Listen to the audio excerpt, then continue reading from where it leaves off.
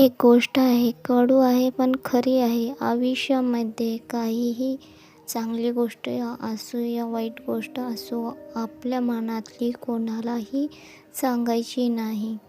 कारण की आपण कोण्या व्यक्तीला जर सांगितलं की मी खूप परेशानीमध्ये आहे किंवा खूपच खुश आहे, मी आनंदी आहे किंवा दुःखी आहे असं जर सांगितलं, तर ते व्यक्ती तुम्ही खुश असताना तर तुम्हाला दुःखी करण्याचा प्रयत्न करत, आणि तुम्ही दुःखी असताना तरीही ते खुश करण्याचा प्रयत्न नाही करणार. त्याच्यामुळे आपल्या मनातल्या गोष्टी कोणालाही सांगायच्या नाही, कारण की कोणी दुःख वाटून घेत नाही आणि सुख कोणीही देत नाही.